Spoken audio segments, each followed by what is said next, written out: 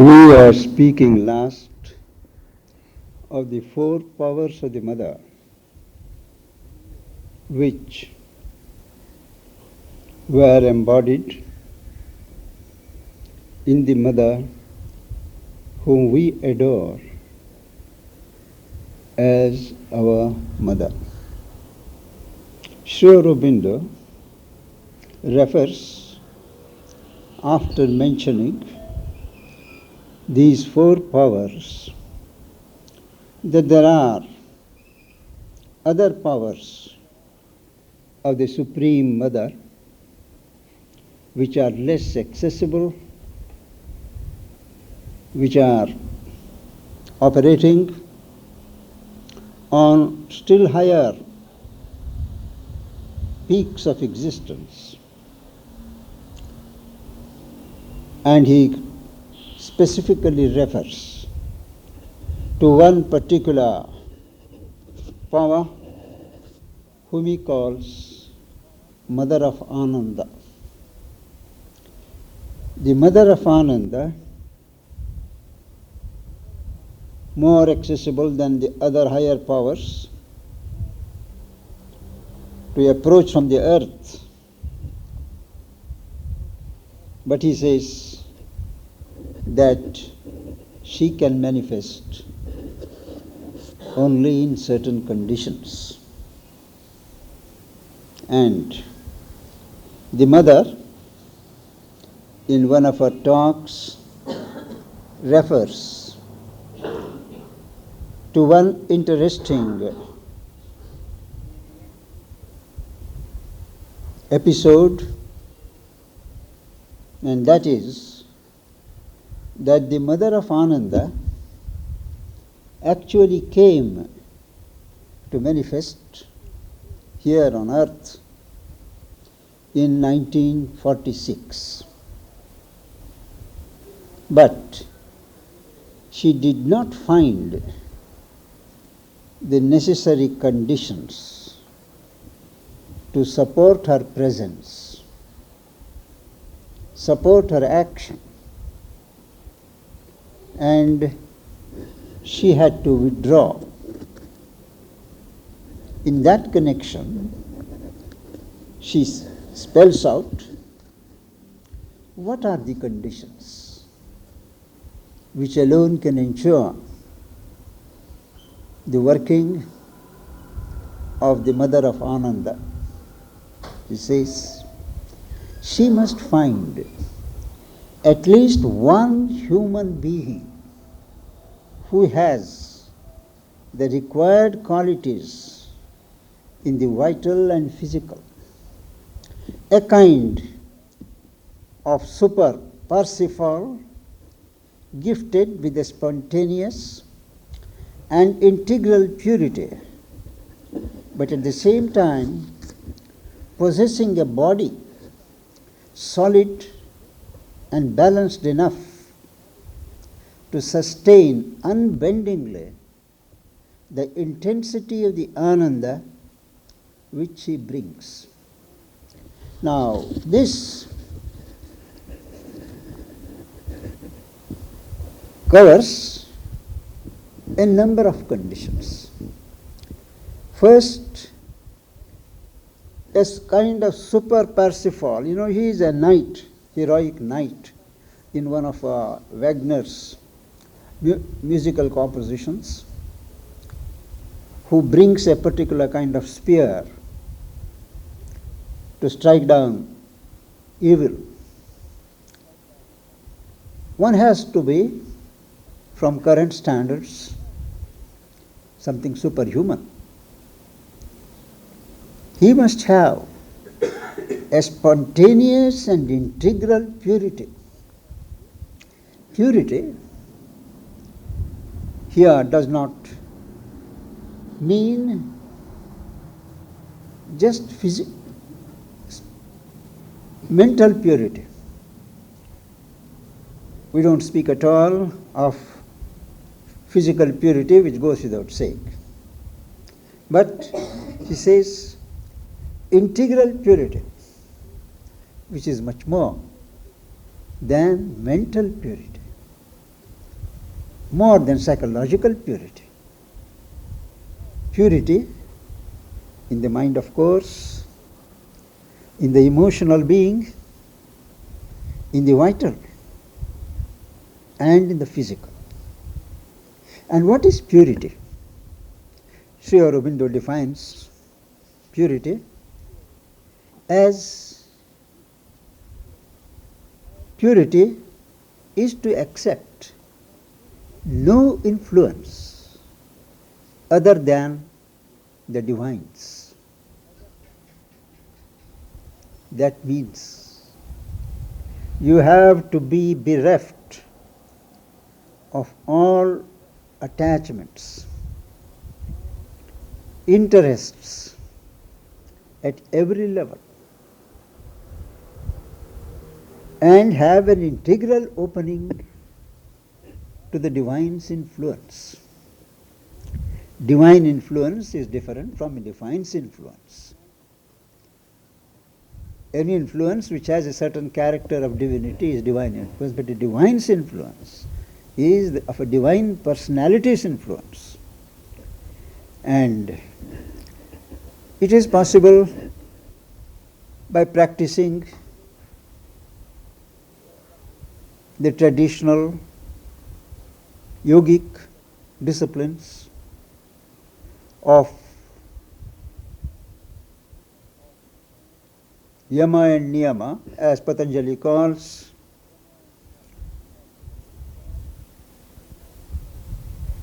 to have a certain mental purity.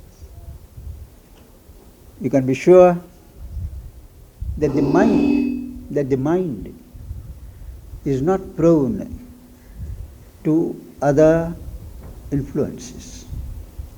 More difficult at the emotional level, because emotions flow. They don't wait for your permission. They flow where there is interest, there is attachment, and one cannot be sure. Similarly, emotional movements can flow into us from the surroundings, from people around, unless we erect a kind of guard which automatically throws out intrusions. Vital purity is fair, plain enough. Freedom from desire, freedom from impulses. But physical purity, the purity of the body, that is extremely difficult, because the body is the fortress, as it were, of inconscience, the subconscious sediments,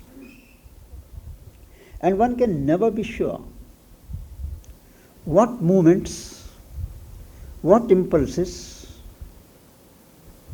would come up, particularly when one is off guard. The body has a way of negating whatever discipline you impose upon it. So the purity of the physical, that is the most important, which cannot be complete without a detailed surrender of the body to the divine. And that is most insisted upon, because she says, a body solid and balanced enough to sustain unbendingly the intensity of ananda which she brings.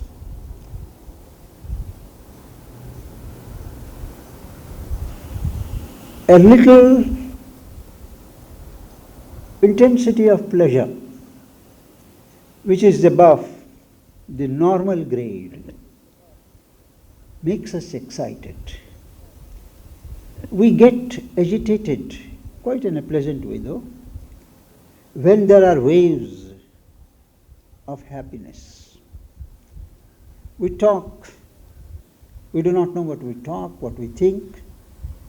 We lose control of ourselves with a certain intensity of pleasure, happiness, even at the physical level, in physical terms. To hold a higher charge of a non-physical type, the body needs to be solid. I remember how nearing that famous date 4, 5, 6, 7, Mother observed that if 2 drops of that consciousness were to touch the earth in unadulterated purity, everybody would fall flat. She meant here in our ashram, it requires a strong cultivation of the body, endurance, immobility, to hold, to receive and hold the descent of the divine bliss, Ananda. And it has to be balanced enough. It shall not lose the balance which nature affects in each person.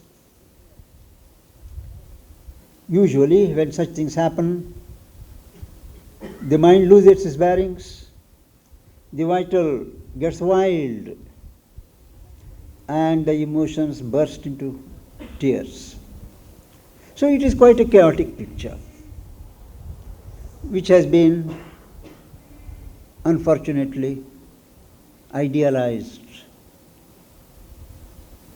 cherished in our devotional Vaishnava movement, where these disorderly manifestations of the physical movements are considered to be signs of high attainment. But from this point of view, it is chaotic.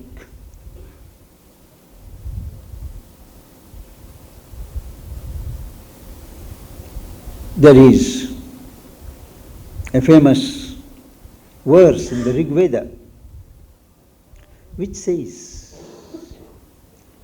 a body which has not been purified enough, when 1 drop of soma means they don't mean drink, it is the distilled delight of existence. When that is poured into the body, if it is has not acquired consistency of purity, it breaks like an unbaked jar, atapta tanuhu, like a body, a jar which has not been heated enough to give it that consistency. When the wine is poured, when the soma is poured, it splits if it is not ready. That is a famous simile given in the Veda, emphasizing the need for building the body. And Sri Aurobindo draws specific attention to the role of asanas in building a certain immobility of status, endurance, solidity in the body by practice of certain asanas. Of course, it is from the physical end. But when it concerns the physical, that also is necessary. Mother would emphasize the preparation from above, reaching, injecting doses of peace, harmony in the workings of the body. But that only persons who are fairly advanced in sadhana can do. But the rest can always build from below, and that is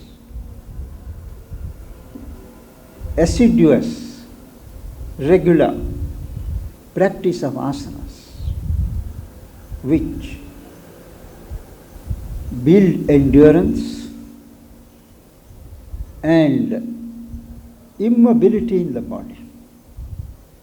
A person who has done asanas, when he does meditation, his body will not shake.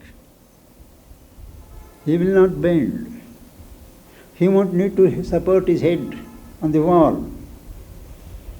Sits like a column, erect, chest forward. As the Gita describes, the chest, the nose, and the head erect. That looks elementary to us, irrelevant to us, but at a certain stage in sadhana, we realize the value of it.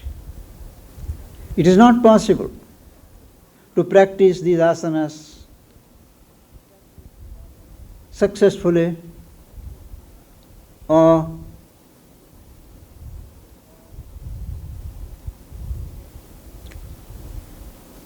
without risk after a certain age.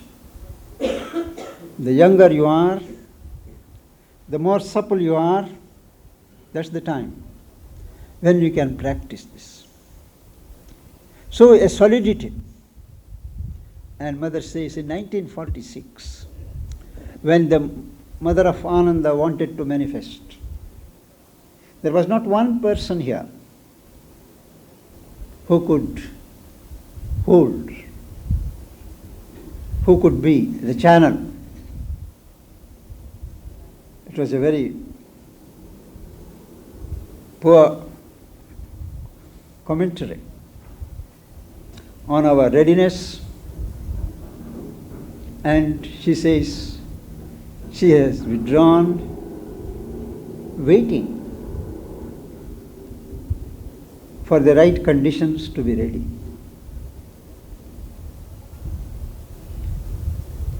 When the conditions will be ready, we do not know. But she would know. That is the Mother of Ananda and the Mother's remarks. Now, we have spoken why Sri Aurobindo described her and presented her to the world as the mother. He says, the mother whom we adore is the conscious force that builds all existence. I think I'm quoting it right. As you know, she was born, raised in France, and Sri Aurobindo was here in India.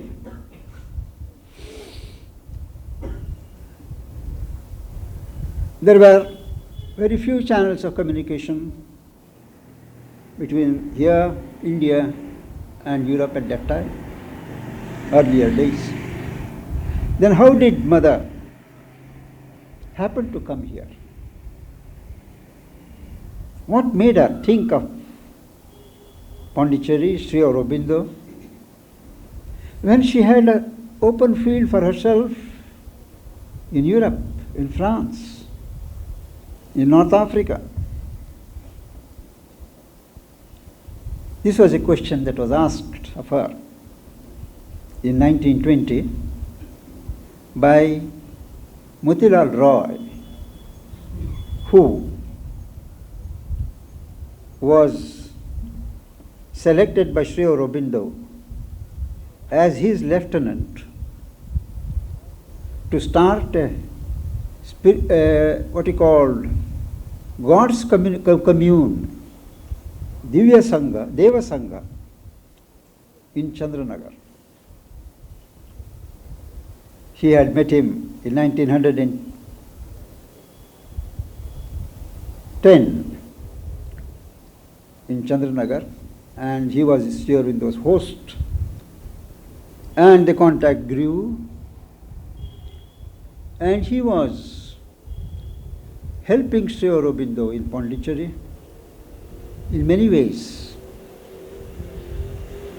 notably financially. At that time, Sri Aurobindo was a political exile, and it was a great risk for well-wishers to be seen in correspondence with him or reaching him any kind of help from India, from the Indian Union. At that time there was no union from India. It was Motilal Roy from Chandranagar. It was also a French possession, who had free access to Pondicherry, which was another French pocket. And to him, Sri Aurobindo used to regularly write. I believe the Yoga and its Objects, written somewhere in 1913, was written to him. There were other letters throwing many interesting sidelights on Sri Aurobindo's environment, his workings, no external and internal.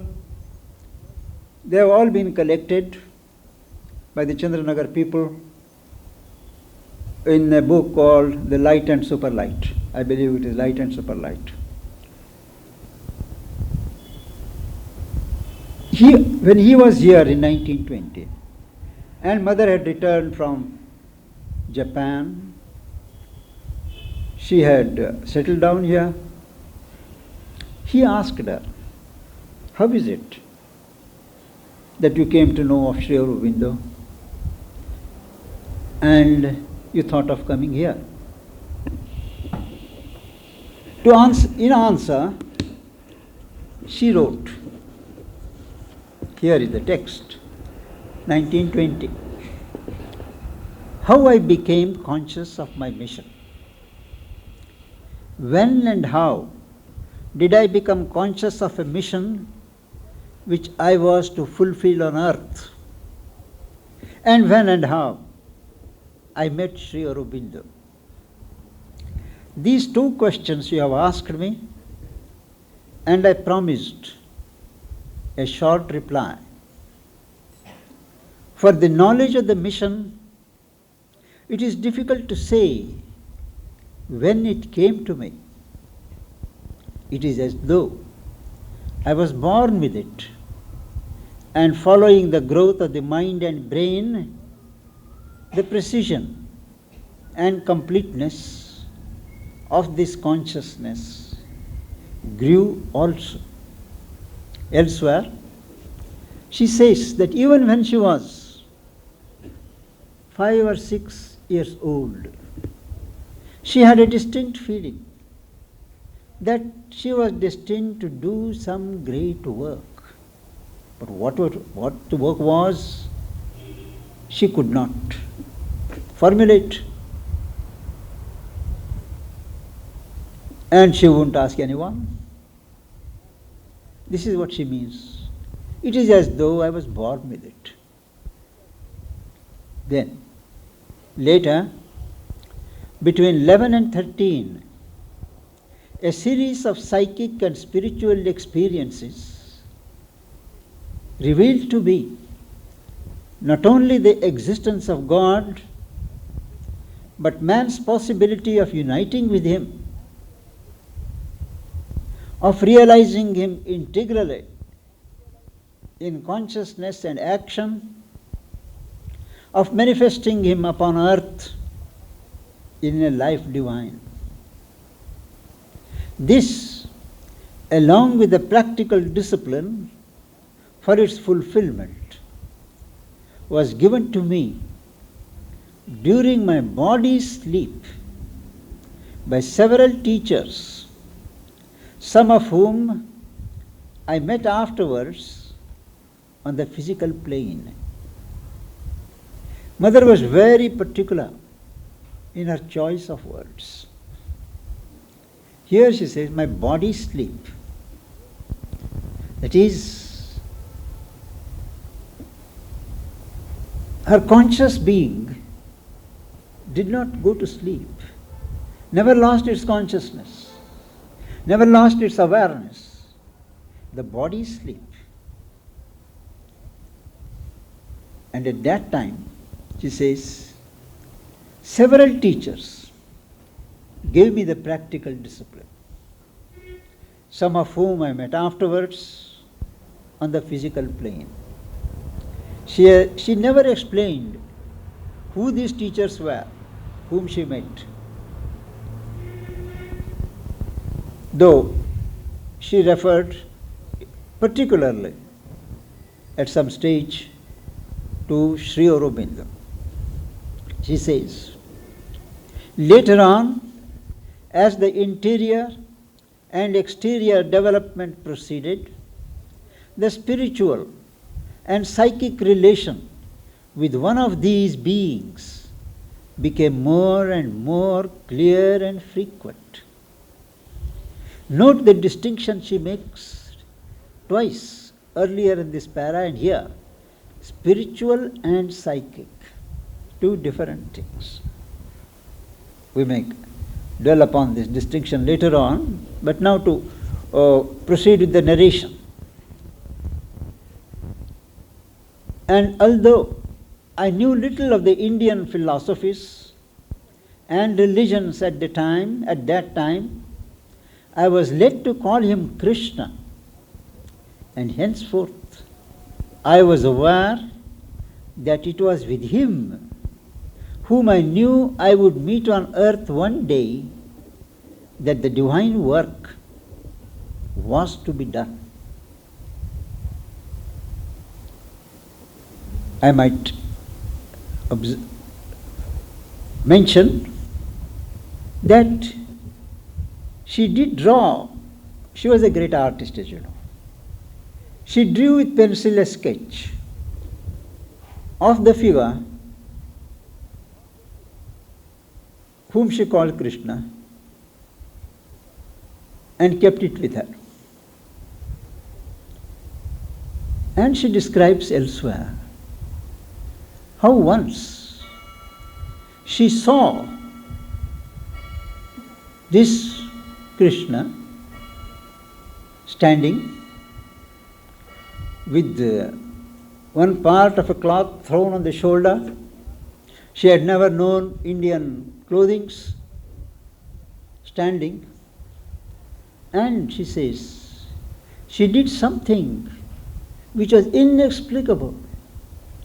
She just prostrated herself before that figure. She did pranam. She did not know what she did, why she did, because in the West this is never done.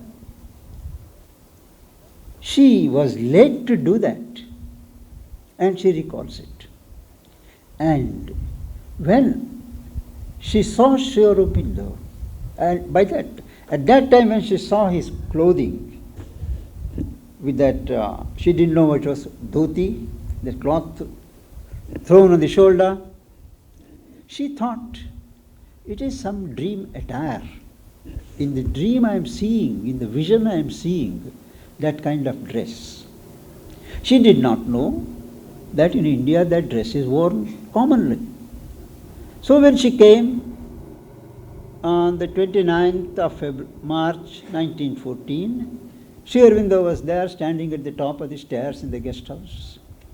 And he was exactly standing in the same pose, looking at the horizon with the dhoti thrown like that. And she recognized this is the same person. And it tallied exactly with the figure that she had drawn. That picture was later photographed and distributed here. Would anyone help me to bring the photo of Sri Aurobindo from my table?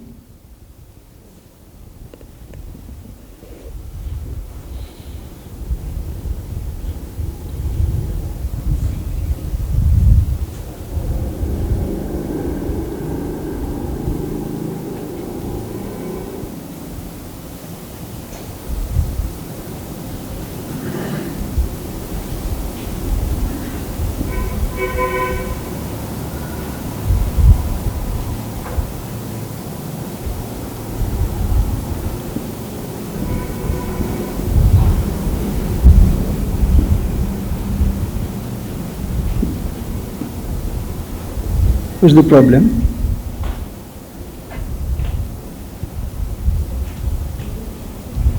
It is there only.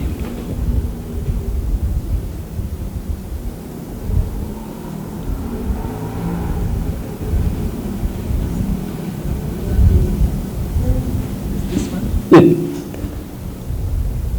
It is this picture which she had drawn, pencil, and afterwards it was photographed and is being distributed.